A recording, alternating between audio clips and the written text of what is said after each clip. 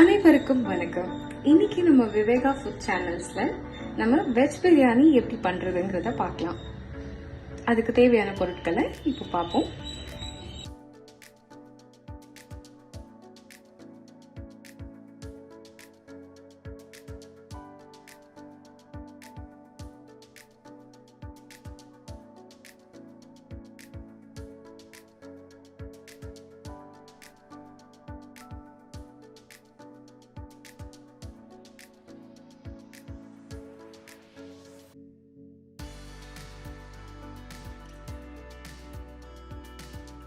நான் 3 சின்னதாக நறுக்கின வெங்காயம் எடுத்திருக்கேன்.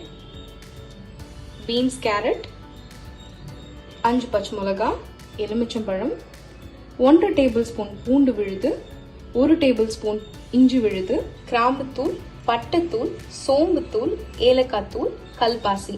நான் இன்னைக்கு இது மட்டும்தான் பிரியாணிக்கு ஆட் பண்ண போறேன். ஏன்னா இது வெஜ் பிரியாணி, ஸோ மைல்டாக இருந்தாலே போதும்.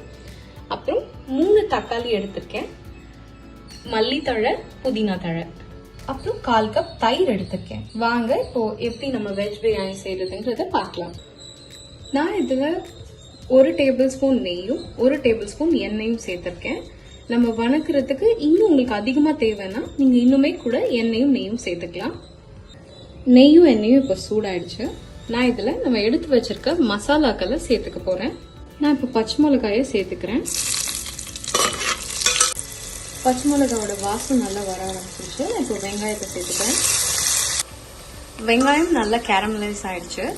நான் இப்போ அடுத்து தக்காளி சேர்க்க போறேன். யூஸ்வலா நான் வெஜிடபிள்ஸ் தான் சேர்ப்பேன் நெக்ஸ்ட் ஸ்டெப். ஆனா இப்போ வர தக்காளிலாம் அழுத்தமா இருக்கிறதுனால தக்காளியும் வெங்காயத்துக்கு அடுத்து நம்ம சேர்த்துடலாம். தக்காளி வணங்க ஆரம்பிச்சிருச்சு. நான் இந்த ஸ்டேஜ்ல கொஞ்சமா உப்பு சேர்த்துக்க போறேன். உப்பு உங்க டேஸ்ட்டுக்கு ஏற்ற மாதிரி நீங்க சேர்த்துக்கோங்க. நான் எப்பவுமே கொஞ்சம் சேர்த்துட்டு அதுக்கப்புறம் அதை டேஸ்ட் பார்த்துட்டு தான் நான் மிச்சத்தை சேர்த்துப்பேன். நான் இப்போ பாதி உப்பு தான் போட்டிருக்கேன். இந்த தக்காளி வணங்கினதுக்கு அப்புறம் நம்ம மற்றதெல்லாம் ஆட் பண்ணிட்டு அதுக்கப்புறமா டேஸ்ட் பார்த்துட்டு வேணும்னா உப்பு சேர்த்துக்கலாம். தக்காளி இப்போ நல்லா மசிஞ்சிருச்சு. நான் பூண்டு இஞ்சி பேஸ்ட் இப்போ ஆட் பண்ணிக்க போறேன். பூண்டு விழுது,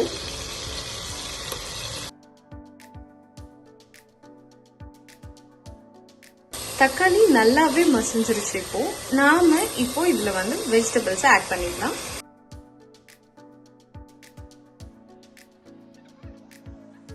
நான் இன்னைக்கு வெறும் பீன்ஸ் அண்ட் கேரட் மட்டும்தான் சேர்த்திருக்கேன். உங்களோட ஃபேவரட் வெஜிடபிள்ஸ் எதுவும் இருந்தாலும் அதை நீங்க இது கூட ஆட் பண்ணிக்கலாம். நான் இன்னைக்கு பிரியாணியில இந்த ஃபிளேவர் மசாலா யூஸ் பண்ண போறேன். இது ஒரு பேஸ்ட் கன்சிஸ்டன்சில இருக்கும். ஸோ இதை நான் கொஞ்சமா ஆட் பண்ணிக்க போறேன். கொஞ்சமா மிளகாய் தூளும் கொஞ்சமா மஞ்சள் தூளும் சேர்த்துக்கிறேன். நம்ம ஆட் பண்ண மிளகாய் தூளோட பச்சை வாசம் போற வரைக்கும் கிளறிட்டு இப்போ எடுத்து வச்ச தயிரை நம்ம இதுல சேர்த்துடலாம்.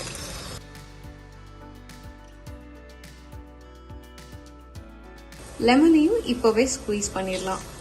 எல்லாத்தையும் நல்லா கிளறி விட்டதுக்கு அப்புறம் இதை அப்படியே குக்கர்ல ஒரு நிமிஷம் மூடி வச்சிடலாம். ஸ்டீம் போட வேண்டாம், ஜஸ்ட் மேல லிட் வச்சா மட்டும் போதும்.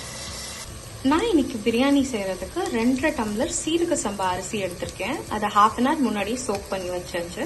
ஸோ இப்போ நான் இதுக்கு தேவையான தண்ணியை இதுல சேர்க்க போறேன். தண்ணி நல்லா கொதிச்சிருச்சு. இப்போ நம்ம ரைஸை ஆட் பண்ணிடலாம். நான் அரிசி சேர்க்கிறேன். ரைஸ் ஃபுல்லா இப்போ சேர்த்தாச்சு. நான் லிட்டை க்ளோஸ் பண்ணி 3 விசில்ஸ் விட போறேன். வெஜ் பிரியாணி இப்போ ரெடி ஆயிடுச்சு. பாருங்க ரைஸ் எப்படி ஒன்னோட ஒன்று ஒட்டாம உதிரியா இருக்குன்னு. நான் வெறும் 3 விசில் தான் விட்டேன். அண்ட் 1:2 ரேஷியோக்கு நான் தண்ணி விட்டுருக்கேன். இந்த பிரியாணியை உங்க வீட்டில் ட்ரை பண்ணி பாருங்க. இந்த மாதிரி இன்னும் நிறைய இன்ஃபர்மேட்டிவான விஷயங்களையும் நல்ல ரெசிபீஸையும் தெரிஞ்சுக்க எங்களை இன்ஸ்டாகிராமில் மற்றும் ஃபேஸ்புக்கில் ஃபாலோ பண்ணுங்கள். Thank you so much.